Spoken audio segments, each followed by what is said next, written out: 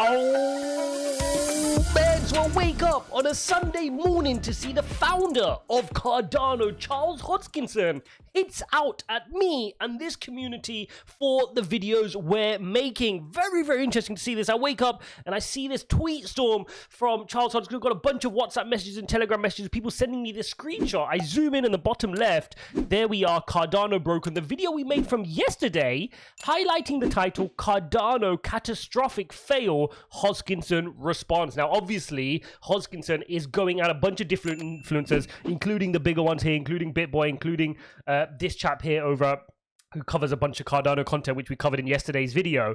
But the premise of it is he's pretty annoyed by the clickbait, and he feels this is damaging for the community. Now, a few things I want to cover off and respond to Charles, because look, the reality is, what you're seeing here is this is a title based on what was being said. And I shared the article with you, which is what your stake operator said. Cardano is broken. Catastrophic was his words. So I used that in the title and I said Hoskinson responds, because you responded. Now, if you want to go ahead and take these, first of all, you've not watched the video. Absolutely, you've not watched the video, because everybody who's on this channel, and about 1,000 people watch the video, so it's not a huge video, which I'm going to come on to as well. Those 1,000 people who watched it would have heard that for 10 minutes, I did nothing but defend you. I did nothing but say that Cardano is held to a much bigger standard than any other cryptocurrency. But I understand, you're just part of the rest of people. You're just part of the rest of people who clearly, when you pick up the book, because you're very well read. You're very well read in terms of academic research, in terms of literature. You just read the title, don't you? You just read the title. Or maybe you just read the abstract.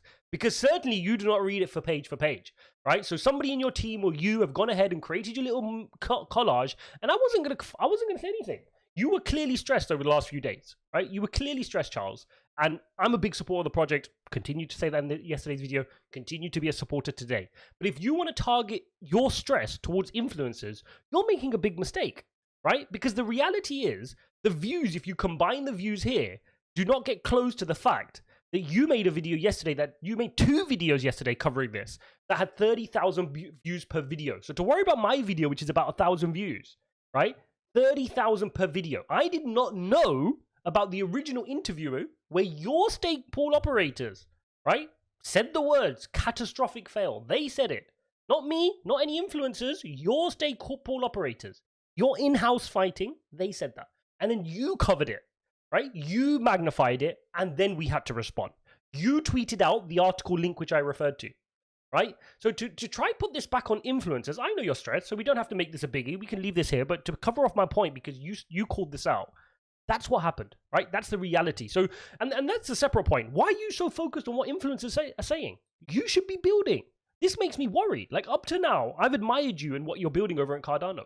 But maybe you're getting a little bit too carried away with your influence and your fame, and you're worried about what influencers are doing, right? You're building this project. Go and build the project. Right now, your bandwidth should not be taken up on this. You should not have made those 2 videos. That hour could have been better spent on the project. I mean, let's go through your tweet store, because you very openly today, not you weren't the other day, but you very openly today listed a bunch of your weaknesses and things you would improve. So that hour should have been spent doing this, right? Let's flick through this. Now that I've had some time to reflect on the last 48 hours, I'd like to say a few things. First, the backbone of the Cardano as a useful protocol is the SPO, the Stake Pool Operators community. It's been a rough road for everyone over the last few years, given that the infrastructure needs and experiences haven't been as good as they need to be. I've wanted partial delegation, conclave, pub/sub, much better documentation and support channels for years, and I've pushed everyone to their limits in that direction, invested millions of dollars in dev. Second, with $1 billion of hacks in industry, on-chain governance, and secure smart contracts is hard. We've all been working overtime to try to balance. And by the way, this is a point I made in the video, right? So I defended you fully here. I even said in the video, this was to do with your stake pool operators. They should have used the means of communication that you set out. They should have used that. They should not be coming onto podcasts, right? They shouldn't be coming onto podcasts to whine, but maybe they weren't heard on those channels. So that's something for you to cover off. Maybe they felt like they weren't heard. Now, I know you said you have those clear channels for them to communicate, and they should have used those. I said that in the video. I also said this is just a bug in a testnet, and I said using my software experience, that's very normal. That's good, but Cardano's being held to a higher standard. Okay. I'm also deeply frustrated that we have a fragmented approach to ecosystem development and no accountability structures outside of Catalyst to force more rapid and sustainable adoption. Over the last 3 days, I could have personally chosen a different approach. I regret that I didn't, and I'm sorry. Ultimately, the people who know me know exactly where I'm coming from. I hate seeing these and have personal experience in the damage they cause. You're just fueling the fire, right? Even with this tweet storm, you're fueling the fire. You can't play this game with influencers. You're not an influencer. right? So stop trying to be one. You're a developer. You're the leader of this project. Go and build the project. Don't play these games. You're not going to win these games. There's no point playing them. That doesn't change the fact that you're all members of a family and chose to be here. More useful code, faster development, more parallel efforts. Fine. You guys can go ahead and read this. But the point of the matter is, do not come and attack what you think is clickbait. Because the reality is you don't know this game. So I don't appreciate, and I'm sure all influencers will speak together here, we don't appreciate you trying to tell us, or the community trying to tell us how to produce content. Because the reality is, I don't come and tell you how to run Cardano, right? I don't. I make videos and I cover off certain bits and I try to push. I mean, the number of positive videos I've done about Cardano, I've been a continued supporter of Cardano, including in that video yesterday, where I put Cardano catastrophic fail Hoskinson response. Absolutely nothing wrong with that. And I do that again. I do it again, right? If that happened today, I would do it again. But here's the thing. When you're on that same channel, and this is Crypto Capital Venture, the channel which you blasted the other day for having your stake pool operators on, right? Now, I said in the video yesterday, it's your stake pool operators who did wrong for going onto a platform like that, right? The guy from here, I can't remember his name, but here's Dan. So Dan from this podcast, right? He had your SPOs on, the stake pool operators. He didn't know that they were going to go and say Cardano's Vassal hard fork was a catastrophic fail, right? So you can't blast him for having your stake pool operators on, right? What you can do is say, why have we got infighting? You as the leader should control that narrative because that's the culture in your organization, right? That's your community, your family, like you like to say, right? And then to put things into perspective, you've blasted him out, Dan from Crypto Capital Venture, when you were on his podcast. You've had a few appearances on his podcast, getting 188,000 views, which is more than you would get on your channel sometimes, right? And you're happy for clickbait to be spread when it's in positive news. So when the clickbait's here, Charles Hodgkin interview, the path to 1 billion users, you're happy for the sensationalism there on the positive side. And I've made positive videos about Cardano, saying things about the price target and used positive clickbait as well. You didn't screenshot it then, did you?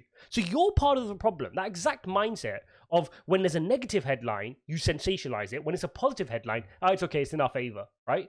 So everybody knows that. So why you're playing a part in this and kind of highlighting this just really reeks of hypocrisy.